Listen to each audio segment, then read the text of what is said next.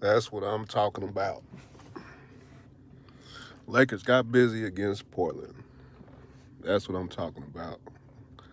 Um, you got to be, well, you don't have to be, but I was thoroughly impressed with the Lakers' effort. Once again, that's two straight games where they got after it defensively. Um, and to start the game off, it was AD. He set the tone with the long arm of AD. He had 5 blocks in the first half.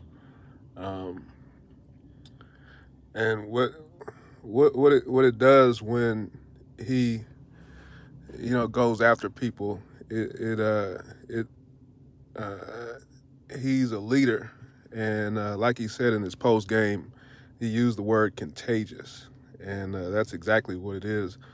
When he sets a tone and shows that he's gonna start going after people, um, it it it it basically signals to all the other guys that that's what we're doing tonight. We're gonna get after people, and I don't even want to say slowly but surely.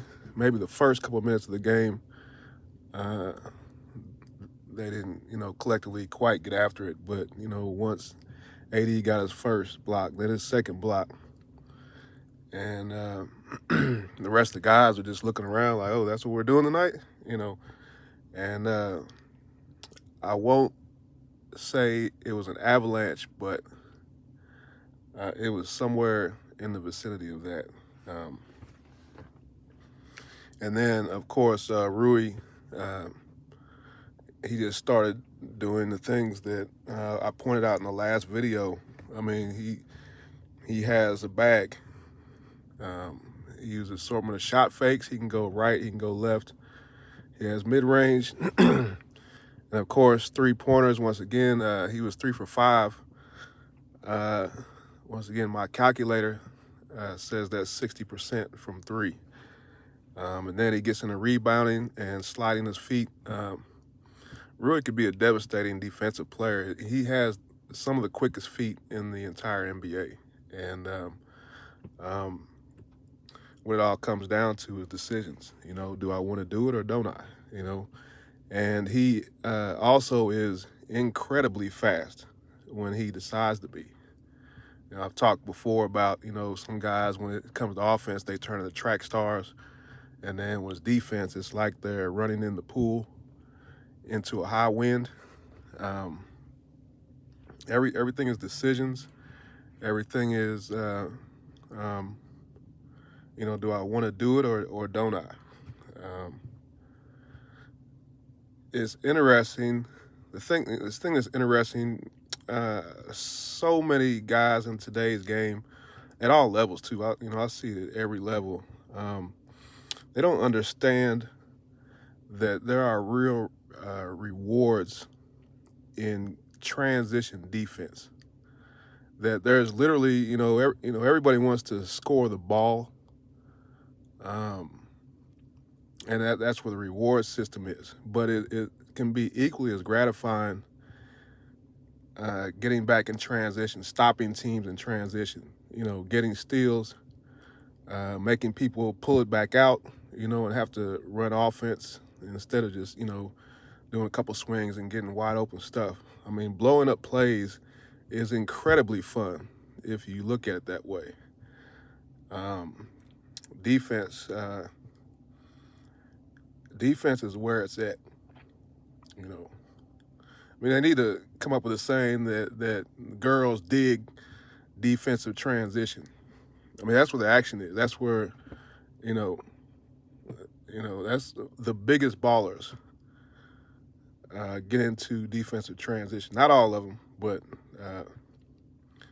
the coldest dudes. A lot of them don't get the credit for it, but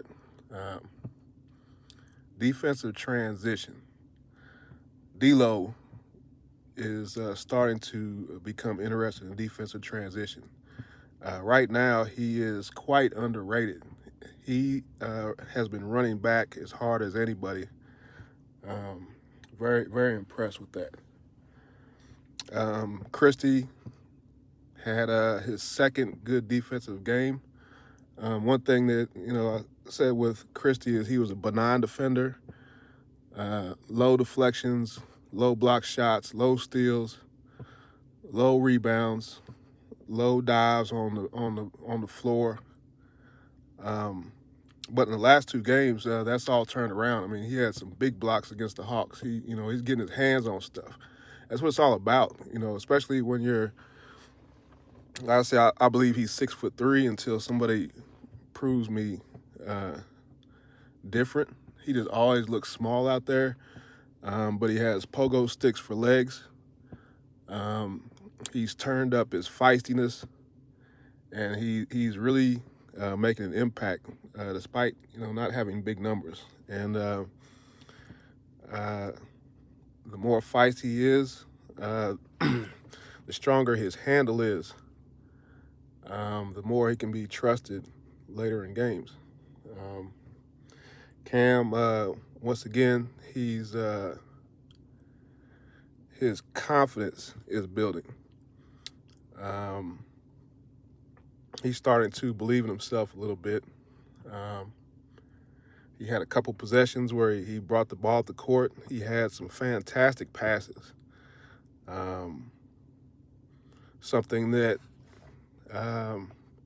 we haven't seen with Cam. I mean, dimes and, fooling people, setting up assists. He's putting, the assists on the money with zip. And it shows that is his element. It wasn't something like, oh, he just had a couple of assists. Like that's part of who he is as a player. He just, hasn't had opportunity, and you can see that, once again, my belief that he is not playing his natural role or, what he's comfortable doing on the basketball court. 3-and-D is like an invention of analytics guys to me. I can't knock analytics. There is great value in analytics, but you can't let math guys take over the league. Math guys can't hoop, period. So, and that's, to me, that's part of what has happened with Cam. And then you add that to, along with injuries, and there's been a total loss of confidence. And then, so what has to happen, is that Cam, need to bring Cam back. I do have to take a shot at the Laker culture, along with fan base and all that stuff. Like I've said before, the blame culture. I watched it happen with Westbrook. I watched it happen with D. Ham. I mean, everybody's been in the hot seat, and it's just a culture. And like I said before, I mean, I know that it's a championship franchise, but when you get into where you just pour it on people, it's like these guys are on your team, and when you pour it on, the negativity is hard to perform, because then it becomes like every single thing that they do that's not a dunk or a three or something fantastic, it's like you just go against the guy. I mean, I literally, when I used to watch Westbrook, my stomach would turn every time he had the ball, because I thought something bad was going to happen. And all that was it was a manufactured sentiment that snowballed. And I'm not going to get into all that. I know what it was, but you look at a Cam Reddish, like, do you want to hate on him or do you want him the ball? I want him the ball. D'Lo, I mean, what 29 and 14. D'Lo is cold. I said it before, he's cold, but I mean, people want to harp on something that happened 100 years ago. Obviously didn't have the full story. Then you just want to tag something ridiculous like that onto a player, and then that's, when you see him, that's all you think about. D'Lo could do 100 good things, 2 not so good, and then you want to put him on the trading block for the not so good. It's absolutely ridiculous. I got a story. This was back when D'Lo, his 1 year in college. I actually had to game plan against him. And, you know, I had seen him, you know, come out of high school and all that and watched him here and there. And, you know, of course, he was killing everybody. D'Lo was that dude. But I didn't really understand what he truly was and how good he was until I had the game plan against him. Yes, I was game planning for, well, I don't need to say it, his last college game. So I got with him, but D'Lo is cold. So all this talk about, you know, D'Lo is this and it's ridiculous. I mean, when people pile on D'Lo, it just tells me, and it's you know, it is what it is. People don't know enough about basketball. They think they do, but it's, you know, like I said, basketball is not what everybody thinks it is. It's a lot more complex. We heard the line, it's just basketball. No, basketball is extremely complex, especially when you know, when you play at the highest level. Extremely complex. I liked Gabe Vincent's effort. He didn't have a big scoring night, but he once again was feisty. He was defensive. A lot of times when you have a shorter player, but that's strong and has good footwork, they really cause problems. They get up under people. You know, you can't put the ball down. You can get in people's heads. You know, it's always, oh, he's too short and all that stuff, but it balances out when shorter players are tenacious. Gabe has shown a fearlessness the last 2 games. It's not all about shooting. You know, it's about being effective. I think just too much of basketball culture is about hype. Oh, he has 20 points and he averages 20 and all that stuff. This other guy averages 6. The guy that averages 6 can easily be better than the guy that averages 20. But once again, you got to know how the game really works. I always go back. My example for that is Jason Kidd totally dominated the last Olympics that he played in. Totally dominated and averaged, I think, 1.3 points a game. But, you know, if people like running around hollering about stats and all that stuff, that's on them. You know, everybody can do what they want to do. I'm just telling you. There's a whole lot more to basketball than counting numbers. So great effort by the Lakers, and hopefully it'll continue. Hopefully they'll get rested up, but work on skills. As of right now, the 2 most important skills are getting back on defense and, you know, causing havoc while you're getting back. You don't just want to run back and say I ran back. You want to cause havoc. And then as of right now, dribbling. Cam can work on his handle. Christie can work on his handle. Vincent needs work on his handle. It's not as tight as I'm sure he would want it to be. And then, of course, Bronny needs work on his handle. You know, I checked out his G League work he did a couple days ago. And then, of course, he got in the game last night. And, well, I'll be making a video on Bronny, give a full breakdown on what I see. But for right now, he just needs to keep working on his handle.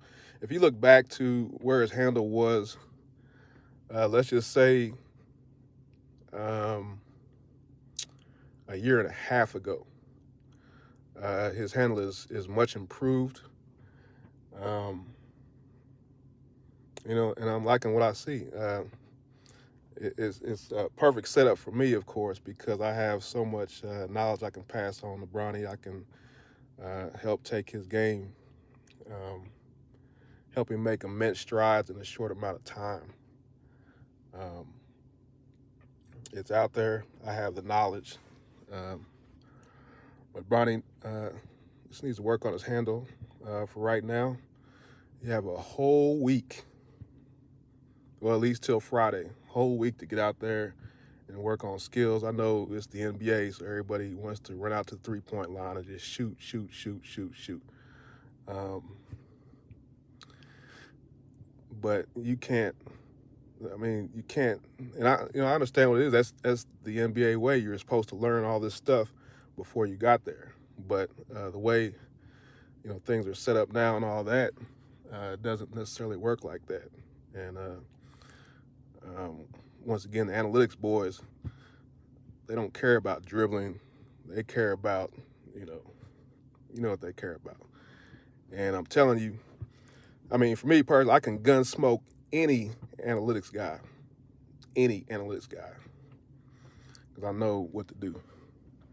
One last thing about Bronny, I hear the crowd noise. Everything he does is, that deep-throated oohs and ahs and stuff like that. It's fantastic. It's great, except Bronny James, you don't want to be a sideshow. You want to be a legitimate baller. Legitimate baller, which means even if you're in there the last 2 minutes of the game, you want to make the right plays. You want to play hard. You don't want to be the guy that gets in the game and everybody wants you to just shoot. That's what they do for walk-ons in college. The guy that's buried in the bench and he gets out there and he can barely walk over a line without tripping and stuff like that. And everybody wants him to shoot so they can get a good laugh in and be like, yeah, nah, man. You do not want to be that guy. You want to come in the game and cause problems. And that's what we're going to do. I'm out.